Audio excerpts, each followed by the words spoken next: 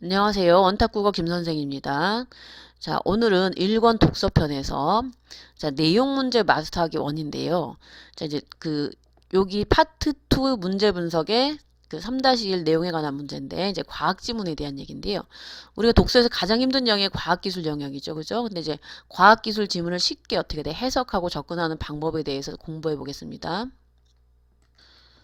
자, 우리가 과학기술이 힘든 이유는 설명문이에요. 설명문인데 정보량이 많고 내용이 복잡하고 전문적이기 때문에 힘든데, 자, 우리가 이제 그 동영상을 통해서 지문과 문제에 딸린 그림을 분석하고 또 그 과학 지문에 딸린 내용일치 문제의 선제를 분석해서 지문에 대한 정보를 미리 확보하고 들어가는 거예요. 지문을 읽기 전에. 그럼 이제 지문에 대한 정보가 있는 사람과 정보가 없는 사람은 차이가 있겠죠. 그림이나 내용일치 문제의 선지의 정보를 통해서 지문을 쉽고 빠르게 해석하는 방법들을 우리가 오늘 배울 겁니다. 그럼 그림을 눈으로 보지 말고 그림을 분석하는 게 포인트인데, 아, 그림을 이렇게 분석해서 지문을 해석하는데 적용해야 되겠구나 라는 걸 어떻게 돼 의식적으로 공부하시면 되고요. 그 다음에 동영상 청취 후에는 문제를 풀 때 직접 스스로 적용해 보시기 바랍니다. 자, 과학 지문 쉽게 푸는 방법 이제 볼게요. 자, 그림을 분석하라고 했죠. 자, 이제 왜 그림을 분석해야 되는지 한번 볼게요. 이제 과학 기술 지문 대부분 설명문이죠. 그죠? 근데 지문이나 문제에 그림이나 도표 등 시각적 자료를 동반하는 경우가 많은데 지문 내에 그림을 삽입해 어렵고 복잡한 내용을 쉽게 설명하는 거예요. 그 다음에 또 이제 아니면 보기 문제에 그 그림을 넣어서 지문의 내용을 묻기도 하는데 일단은 과학기술은 내용이 전문적이고 복잡해요. 과학은 이제 물리, 화학, 생물, 지구과학 이런 영역이고, 근데 이제 기술은 최근에 이슈화되는 것들, 사회적으로 우리가 유행하는 거나 꼭 일상생활에 연결돼서 알아야 되는 것들인데 내용이 워낙 복잡다단하단 말이야. 전문적이고, 그러니 이제 그림을 주는 경우가 많단 말이에요. 그래서 그림은 지문의 복잡한 내용을 시각한 자료이기 때문에 지문에 대한 정보를 내포하고 있기 때문에 자, 지문을 읽기 전에 그림을 분석하는 것들인데, 그럼 이제 지문에 대한 정보를 얻고 갈 수 있겠죠. 근데 좀 알아셔야 될 게 지문에도 그림이 있고 보기에도 그림이 있는 경우 좀 달라요.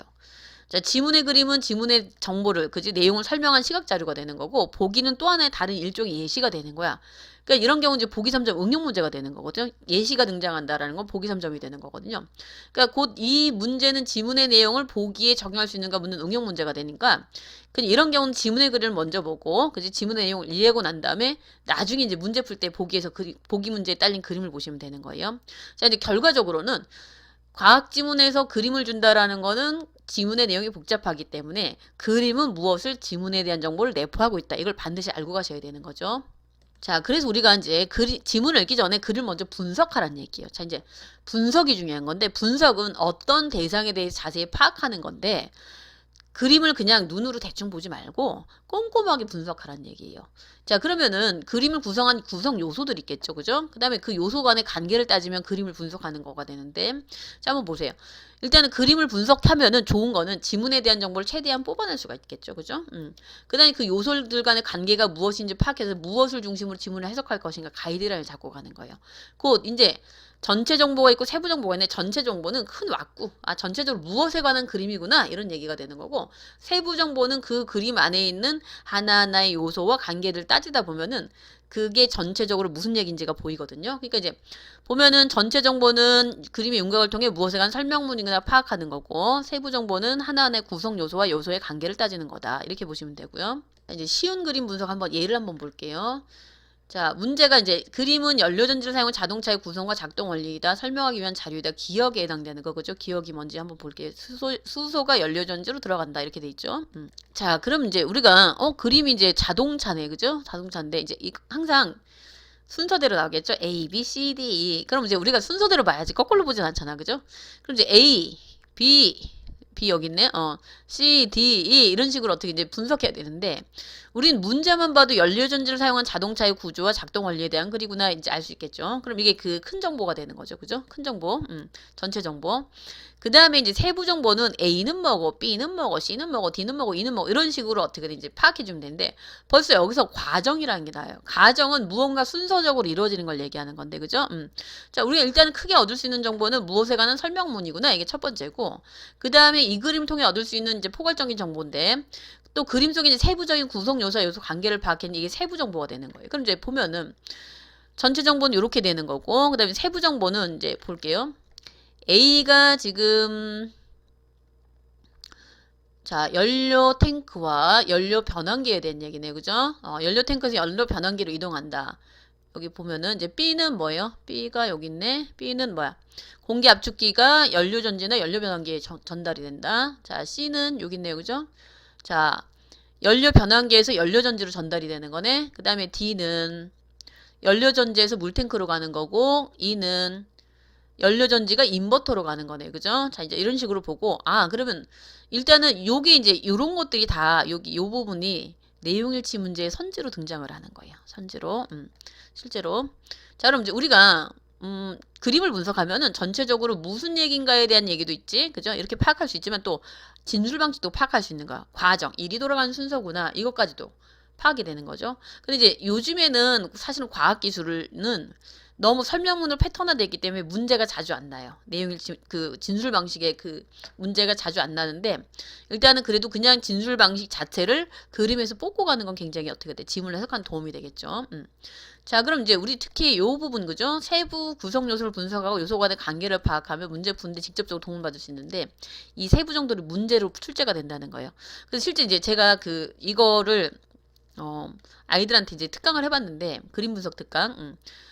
지문에 대한 장력이 요만큼 이렇게 올라가고 그 다음에 정답률이 이제 이만큼 상승하는 거예요. 그러니까 효과를 많이 봤다는 얘기죠. 우리가 이제 그림을 분석해서 정보를 얻고 갔어. 그럼 이제 실제 이제 해서 문제를 풀어야 되잖아요. 그죠? 그럼 이제 쭉 읽다 보면은 이제 연료 탱크에 있는 메탄올이 연료 변환기를 거치면서 수소를 발생시키고 이 수소가 연료 전지로 들어간다.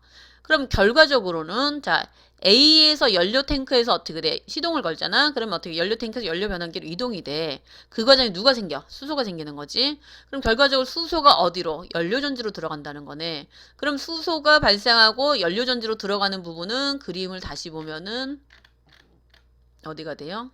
그죠? 그죠? 여기 C가 되겠네. 그럼 답 나오겠네. 그죠? C가 나오는 거네. 내용 마저 보면은 동시에 공기 압축기 연료 전지로 공기가 유입되고 그럼 이건 비에 관한 설명이 되는 거고 이 과정에 생긴 물은 물탱크로 들어간다. 연료 전지 발생된 전기는 인버터로 간다. 그럼 이건 이에 대한 얘기고 이런 식으로 이제 하나하나 그림을 보고서 여기 하나하나 분석해 들어가면은 문제가 쉽게 풀리는 거겠죠. 정답은 3번이 되는 거고요.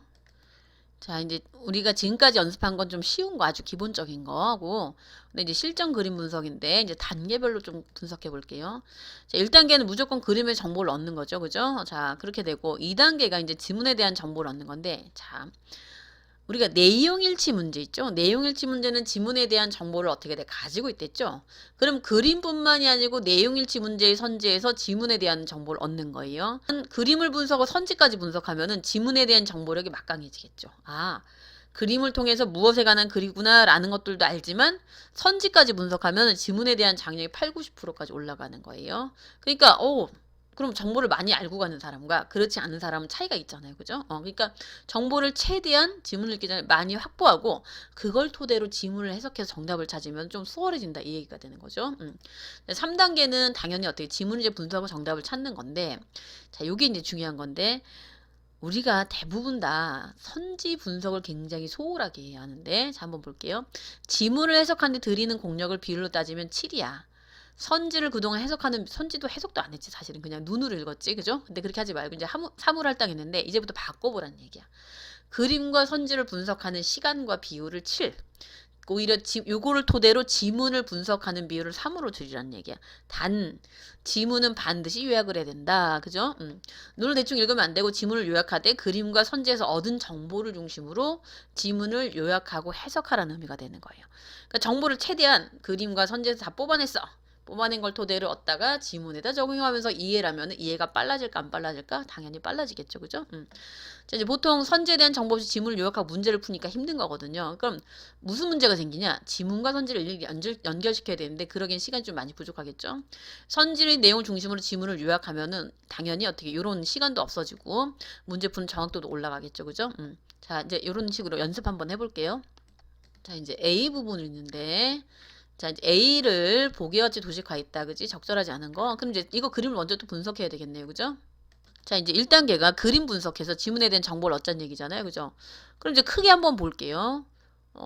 세균이 있고 펩티도글리칸층이 있죠. 그죠? 펩티도글리칸층. 그다음에 세포벽이 있고 그다음에 이제 A가 지금 뭐야?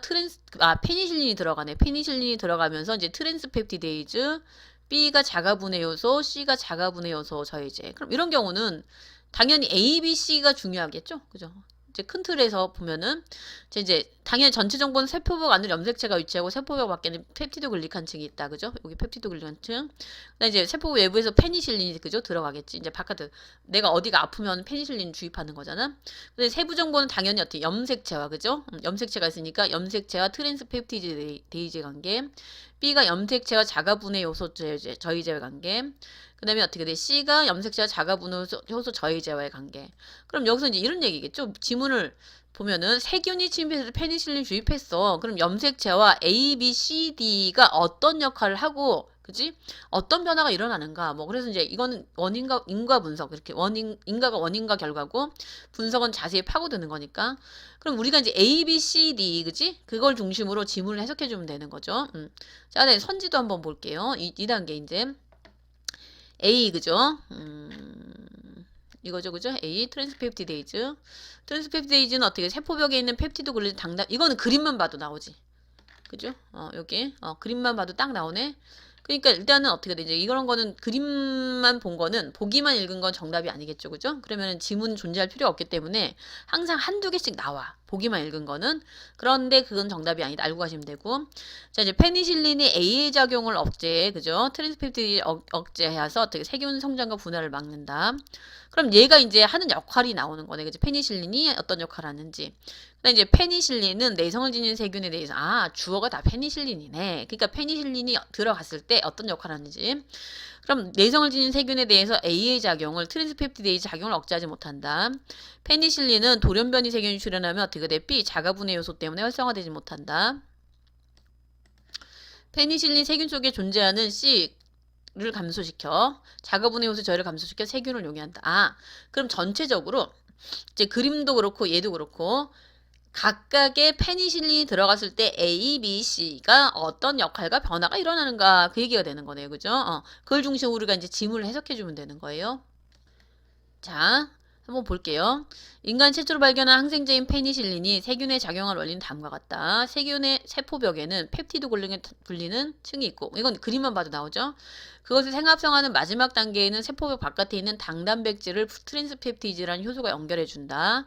이 효소 작용을 페니실린 억제해 임체에 감염한 세균과 성장 분할을 막는다. 그죠? 그럼 1번 맞죠? 그죠? 세포벽이 어떻게 돼? 세포벽은 펩티드 골격층을 형성하고 세포벽 밖에 당단백질은 트랜스펩티데이즈 효소가 연결되어 있다. 이건 맞고. 벌써 이제 문제가 해결되는 거 하나씩. 그러니까 지문을 읽을 때 선지를 연결시켜갖고 해석을 하는데 도움을 받으라는 얘기. 그럼 문제가 빨리 풀리겠죠. 그 다음에 이제 이거는 근데 물론 쉽게 되는 건 아니에요. 연습을 좀 많이 해야 되는 거죠. 그 다음에 이제 효소 2번 같은 경우도 어떻게 해결이 되겠죠. 그죠? 효소의 작용을 누가 페니실린이 억제해준다. 그 1, 2번은 해결이 되는 거네. 그죠? 이 효소의 작용 페니실린이 억제해준다. 자, 그 다음에 이제 세균 용해에는 자가분해 효소라는 세균의 효소가 관여하는데 페니실린이 세균 속에 존재하는 자가분해 효소 저해제를 감소시키도록 해준다. 그래서 그 세포가 신속하게 부서지도록 한다. 이러한 사실. 이제 여기까지만 봤을 때 요거 보면 어떻게 돼? 자가분해 효소 저해제를 감소시켜 세포가 부서지도록 하니까 페니실린 역할 5번 맞죠? 그죠? 자. 그다음에 페니실린 작용에 세균의 성장이 억제되어도 용해가 일어나지 않는 돌연변이 세균이 분리됨으로써 알려지게 됐다. 그럼 세균 성장이 억제돼도 용해가 일어나지 않는 돌연변이 세균이 있다. 3번에 대한 얘기가 되는 거네요. 그죠? 반면에 페니실 저항성을 가진 세균이 출현하여 페니실린 분해 요소로 활성화되지 못하도록 한다 했는데 페니실린 분해 요소도 활성화되지 못하도록 한다. 4번이 틀렸네요. 자, 볼게요. 4번은 뭐라 했어요? 페니실린 돌연변이 세균이 출현 B로 인해 활성화되지 못했는데 자가분해 요소죠. B는 자가분해 요소 때문에 활성화되지 못하는데 그게 아니고 지금 뭐래요? 자가분해 요소가 아니라 페니실린 분해 요소라고 돼 있죠. 그죠? 페니실린 분해 요소로 페니실린이 활성화되지 못한다. 그러니까 일단 어떻게 돼? 페니실린 분해 요소인데 자가분해 요소라고 했으니까 틀리게 됐죠. 그죠? 결국에는 지문에서 그죠? 요거를 뭘로 이제 요건데 이런 식으로 바꿔놔갖고 지금 어떻게 돼? 틀린 걸 답이 되는 거죠.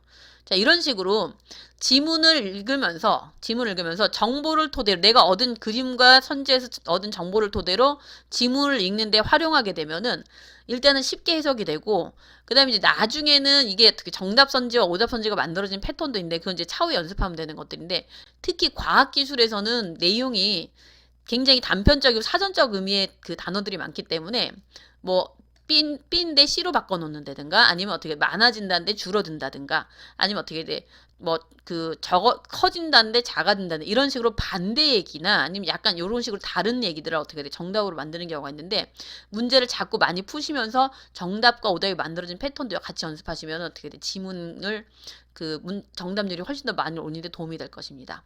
자, 오늘 과학 지문 쉽게 푸는 방법 강의 마치